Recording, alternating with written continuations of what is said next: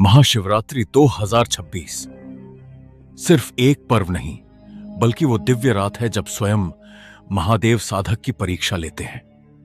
कहा जाता है, अगर इस एक रात में सही विधि से शिव साधना कर ली जाए तो वर्षों के कर्म और जीवन की बड़ी से बड़ी बाधाएं अपने आप कटने लगती हैं। लेकिन ध्यान रहे, अगर इस रात एक भी गलती हो गई तो वही साधना पूरी तरह निष्फल भी हो सकती है। आज मैं आपको बताने वाला हूं महाशिवरात्रि 2026 की वो सिद्ध साधना विधि जिसे जानने के बाद आप इस रात को कभी भी साधारण नहीं समझेंगे। महाशिवरात्रि सिर्फ कैलेंडर की तारीख नहीं है, ये वो रात है जब शिव तत्व धरती के सबसे करीब होता है। शास्त्र कहते हैं, महाशिवरात्रि की रात्रि देवताओं की नहीं, सीधे साधक की होती है। इस रात ना कुंडली देखी जाती है, न ग्रह, बस देखा जाता है आपका भाव, आपका संयम और आपका संकल्प। अब साधना से पहले इन नियमों को ध्यान से सुन लो, क्योंकि यहीं ज्यादातर लोग गलती कर देते हैं। महाशिवरात्रि के दिन ब्रह्मचर्य का पालन अनिवार्य है।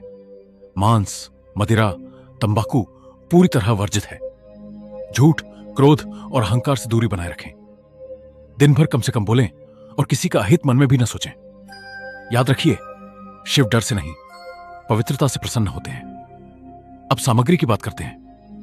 आपको किसी महंगी चीज की जरूरत नहीं। एक शिवलिंग या शिव की तस्वीर, जल, दूध, गंगा जल अगर उपलब्ध हो तो, बेलपत्र, सफेद फूल, धूप, दीप और एक रुद्राक्ष माला।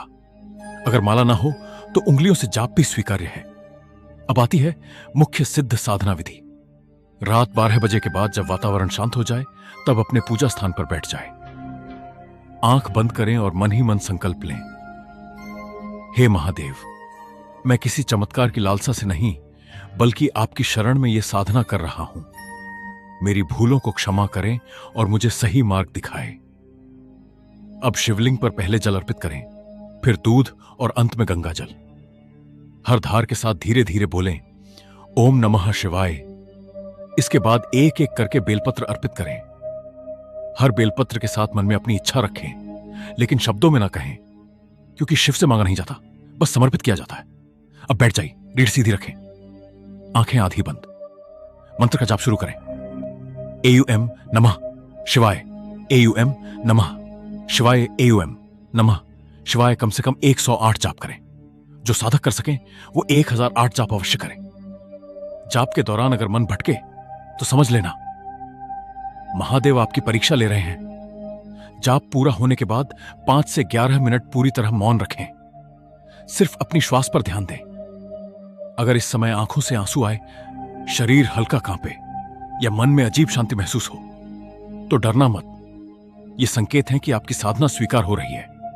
साधना के बाद तुरंत किसी से बात न करें। कुछ देर वहीं शांत बैठें। अगले दिन किसी जरूरतमंद को भोजन कराएं और मन ही मन महादेव का धन्यवाद करें। याद रखिए, महाशिवरात्रि की साधना तुरंत धन या चमत्कार नहीं देती, लेकिन जीवन की दिशा जरूर बदल देती है। गलत लोग दूर हो जाते हैं, भय खत्म होने लगता है और भीतर से अद्भुत शांति जन्म लेती है। यही है सच्ची शिव कृपा। अगर आप चाहते हैं कि मैं अगली वीडियो में महाशिवरात्रि से जुड़ा और भी गुप्त रहस्य बताऊं, तो कमेंट में ओम नमः शिवाय जरूर लिखें। हर हर महादेव।